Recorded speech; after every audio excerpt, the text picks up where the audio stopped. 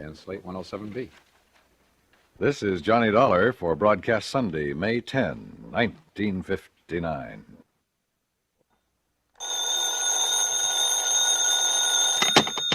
Johnny Dollar. Johnny, this is Ray Connolly. Oh, yeah, over at Continental Insurance Company. That's right, yeah. Oh, what's the problem, Ray? Problem? No problem at all, actually. Oh? Are you busy tonight, Johnny? No plans at all. Well, you see, my wife's out of town for a few days, and Johnny, well, I wonder if you'd have dinner with me tonight. Can you do that? Why, sure, why not? Good. Just name the time and place, and I'll meet you there. Well, I happen to have a nice thick fillet of prime beef in my refrigerator at home, and if you like steak... Sure do. Well, why don't you run over to my place at, say, 6:30? I'll pour you a couple of cocktails, and we'll tackle that steak. Okay, Johnny? Ray. Yeah. You're sure there isn't something that's bothering you? 6:30, Johnny? Yeah, okay, but now listen. Good. I'll see you then. Well, why don't you...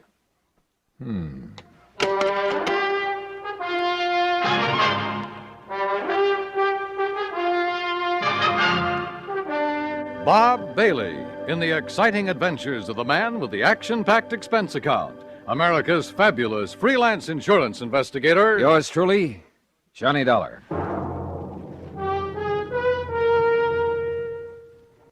And now, Act One of yours truly, Johnny Dollar.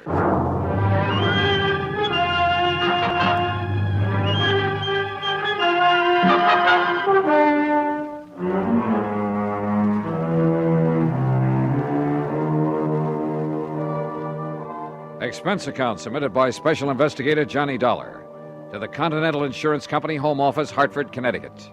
Following is an account of expenses incurred during my investigation of the fatal Filet matter.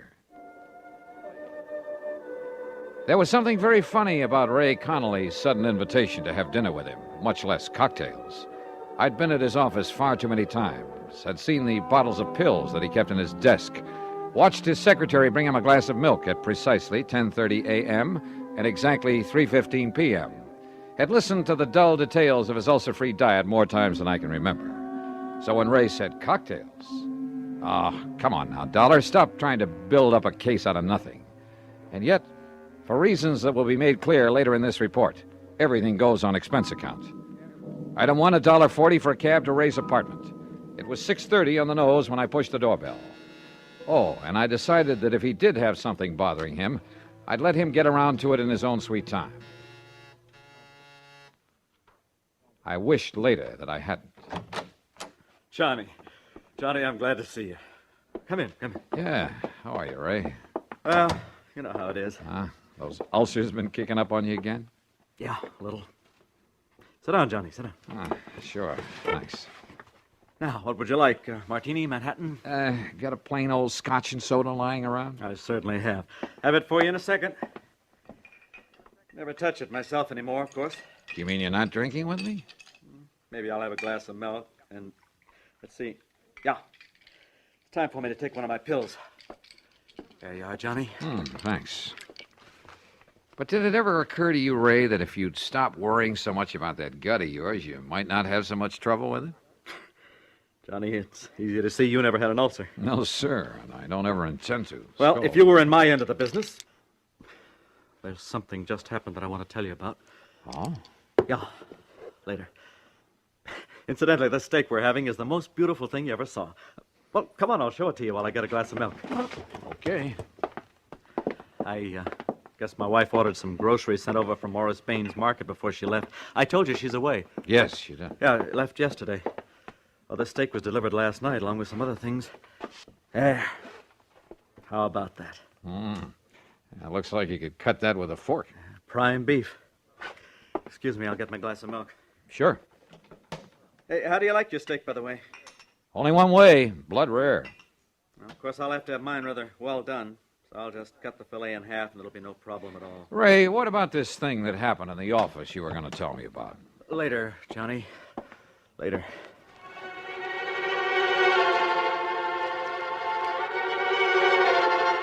Again, looking back, I wished that I'd pressed the point, but I didn't. Instead, I had another drink, watched him sip his glass of milk, listened to him complain some more about his pet ulcer, and then, finally, we sat down to dinner. There we are. Isn't that the most beautiful steak you ever saw? Oh, no. Huh? Ray, didn't you hear me? What? Oh, dear. Yeah. Oh, dear. I'm terribly Well, embarrassed. brother, you ought to be. That looks like a piece of shoe leather. When you said blood rare, and I forgot all about Oh, it. Ray, you are a dog. You're sure you can't eat it this way? I'd rather chew up an old boot. Hey, listen now. Something's bugging you. Now, what is it? No, nothing, Johnny. Look, I'll go out and buy another one for you, huh? And let yours sit here and get cold? No. Oh, Johnny, I'm terribly sorry. That's okay. Go ahead, Ray. Tear into it. I'll go out in the kitchen and see if I can find the makings of a sandwich.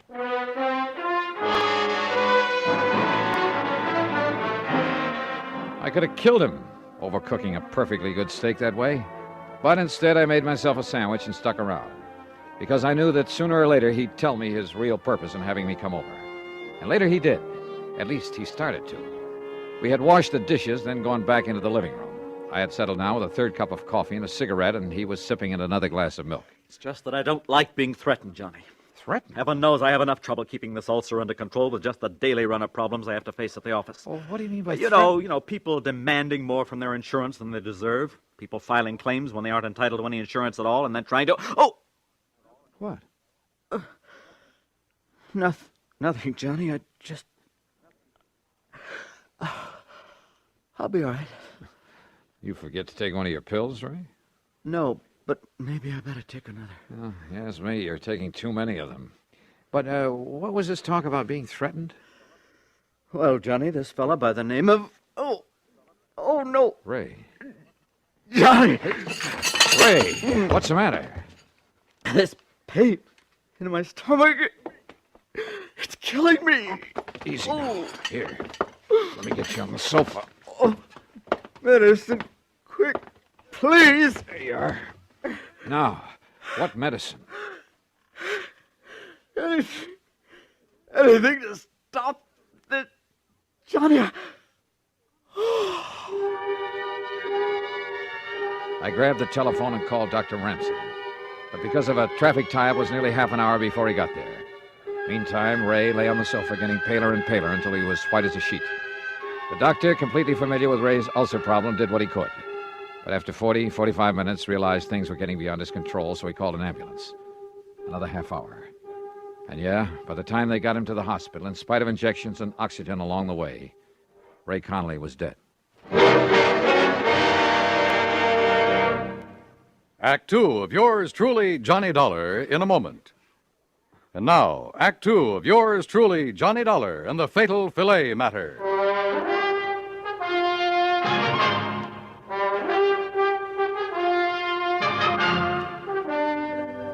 Yes, Mr. Dollar, I knew that Connolly's ulcer condition was serious. I've been treating him for a couple of years, but I certainly never believed this could happen.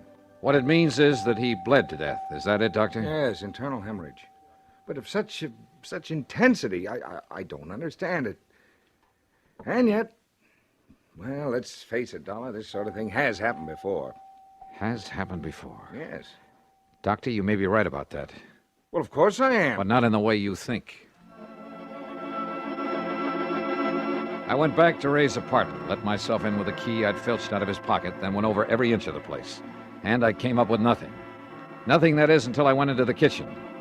There I saw for the second time the bag of groceries that his wife had had delivered from Baines Market, from which Ray had taken only one thing, so far as I knew: the steak he'd eaten that night. Yeah, and he had eaten every bit of it. I dumped them out on the table, made a list of them. Then I noticed something else on the table. It was a cheap gold-plated cufflink with the initials XD on it. Early the next morning, I talked with Morris Bain, proprietor of the food market. Insurance investigator? That's right, Mr. Bain. Well, no, Joe, just call me Morris. That's what my customers do. Okay, Morris. Well, Well, of course, I'll be glad to cooperate, Mr. Dollar, every which way I possibly can. good. Now, The all I second want to know... shelf on the left, Julius, right over the salad dressing.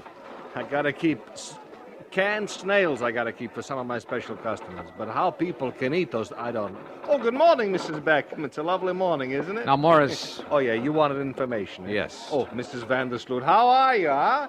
How's your nice little doggy this fight? No, get him out of here before he does. No, get outside, out. Oh, such a problem with dogs in the store. Yeah, I'm sure.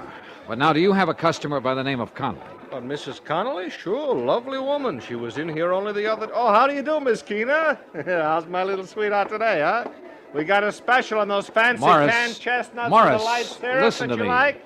Mrs. Yeah? Conley was in here when? The day before yesterday. Oh, how's her husband, Mr. Dollar? Is he still suffering from those terrible ulcers? No, not anymore. Oh, it's a miracle. Hardly. The point is, she ordered some stuff from you. Yeah, that's right. We delivered it, too, day before yesterday. What? What did she order? Well, right here in the office, Mr. Dollar, I'll tell you exactly what went over here. But exactly. Good. You wanted breakfast cereals, madam, right there in the second aisle. Yeah, you're welcome. Now, right here in this pile of bills is the one for whatever the... here we are. Mrs. Ray Connolly. Good. Let me compare with the list I have. Sure. Julius! Julius, take care of Mrs. Freeband there by the cheese. Such a time I have with her help. And such an exclusive clientele, you have no idea. Well, did you find what you're looking for? Yeah, everything checks, except for one thing, the steak you delivered.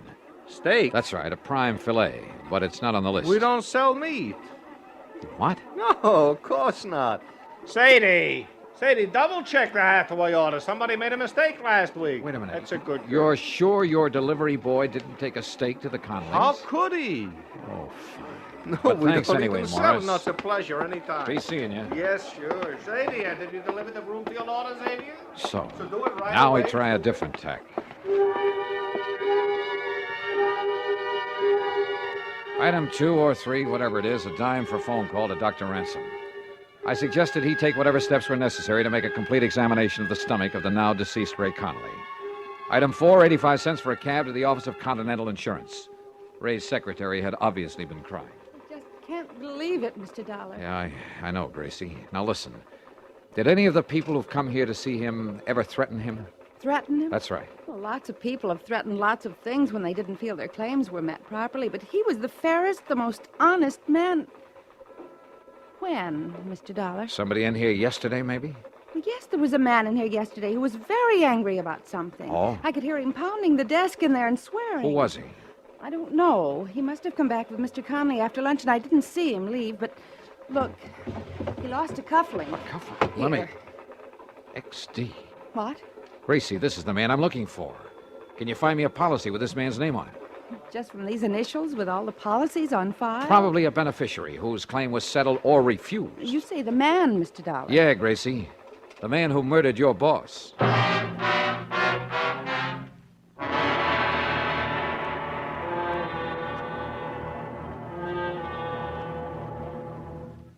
Act 3 of yours truly, Johnny Dollar, in a moment.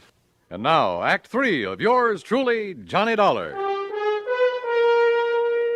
Expense account item 5, another dime for another call to Dr. Ransom. Yes, the autopsy had been made. And yes, they had found enough ground glass in the stomach of Ray Connolly to kill 3 men. That's why Ray, with his ulcer condition, had gone so fast. While he was with you, Johnny, the police would like very much to talk to you. Well, certainly they don't think I did it. Well, of course not. At least, Yeah? Well? well, after all, you were with him at the time when he ate that filet. Okay, Doc. I'll get in touch with him. Item 6, 10 cents for another call to Ray's secretary at Continental Insurance. Yes, Mr. Dollar, I have. Nice going, Grace. What's his name? Xavier Donato. The folder was still at Mr. Conley's desk. Donato. And the address? 13425 Sunset. Sunset. Got it. And listen, the reason he was angry with Mr. Conley... Yeah? He was named as beneficiary of his father's life insurance policy. Yeah? But his father just committed suicide. You see what I mean? Yeah. Donato couldn't collect. Yes. I mean, no, he couldn't. So... Gracie, you're a doll. Item 7, $2.50 for a taxi to the address far out on Sunset Avenue. It turned out to be an old ramshackle rooming house in a pretty lousy neighborhood. Sure, look for yourself, but I tell you, he ain't here anymore. When did he leave? Yesterday morning, bag and baggage. There you are, see for yourself. Now, don't tell me he's still living here. Well, I can't say that I blame him. What's that? Have you any idea where he might have gone? If I did, I'd send the cops to get the rent he owes me. The cops will want him for a lot more than your rent, lady. Yeah? What's more than that?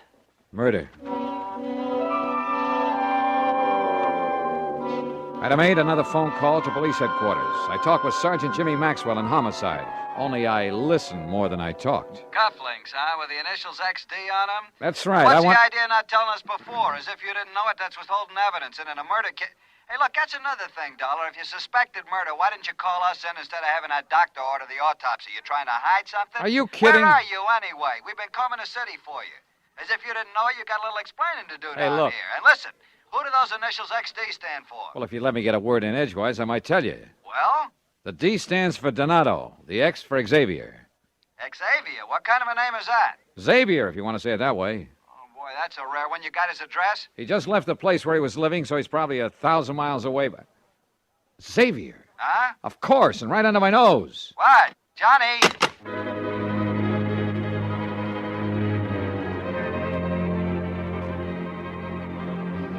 Maybe I should have told him more, everything I knew. But I didn't want to have to wait for the police or anybody else. Ray had been a friend of mine, and to bring his killer to justice was all I cared about. As for that name, Xavier, of course I'd heard it, only a few hours before. And for some stupid reason, it had never occurred to me that it began with the letter X. Item 9, $1.50 for another taxi. This time to the... Yeah, you guessed it. Excuse me, please. Julius, Pardon me, will you how many please, times madam? do I gotta tell you? You pack the vegetables on top. Morris! The can goes in the bottom, huh? Morris, come over here. Mr. Dollar. Back so soon already? Now listen, when I left you early this morning, Yeah? just as I was leaving, I heard you call somebody by the name of Xavier. Yeah, you mean that slowpoke, huh? That dumb, stupid... All right, is he lazy- still here? What's his last name? His last name? Yeah, what is it? Well, his last name, it's... Sadie, how many times I gotta tell you when a customer's got a complaint? Well, this one has. What? No, Xavier. listen, Mr. Dollar. Xavier. Dollar. Xavier Donato. Looking for me, mister? You're Xavier Donato? Yeah. What do you want? I just want to show you a couple of cufflinks. Here. Are these yours? Yeah, mine. Then don't try to pull a gun. Me? I got no gun, mister. I found one of these in Ray Connolly's office. Sure. I got mad. I slam bang on the desk at him. I found the other one at his apartment, where you delivered that steak to him. That steak full of ground glass. Where'd you get that steak? Wilson's Prime Market along the way to his place. Then you put in the glass and took it up to him. Yeah. That was pretty good, huh? Say, you from the cops? You expecting the cops? I don't know. But you didn't run. You didn't leave town. Sure. Because I'm smart. You leave town, they know you done it. They chase you, they catch you. And honest, I didn't know it was going to kill him. You know it now. But I had to get even. You know, because he wouldn't give me that insurance because my old man killed himself. So did my grandpop and his old man. Just because they didn't get something they want. You mean they all committed suicide? Sure. Because they was all, you know, off in the head. But not me. You understand? Because I'm smart. Somebody does something against me like that insurance, well, I get even with them. You understand? I don't go kill myself. I get even with them. And you think they're going to find out? No. You think they're ever going to catch me? What do you think? Oh. You did, didn't you? Yeah. Gee. I guess you're even smarter than I am, mister. Yeah. Come on, Xavier.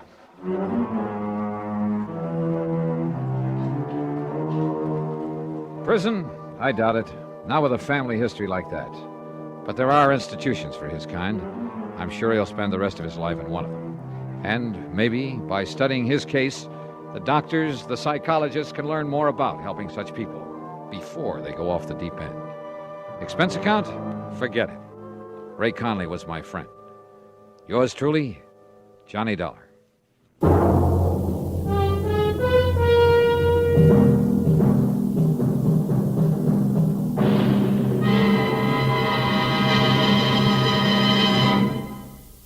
Our star will return in just a moment.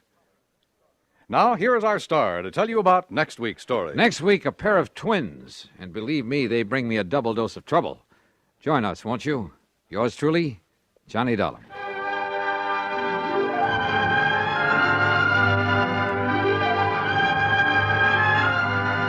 Yours truly, Johnny Dollar, starring Bob Bailey, originates in Hollywood and is written, produced, and directed by Jack Johnstone.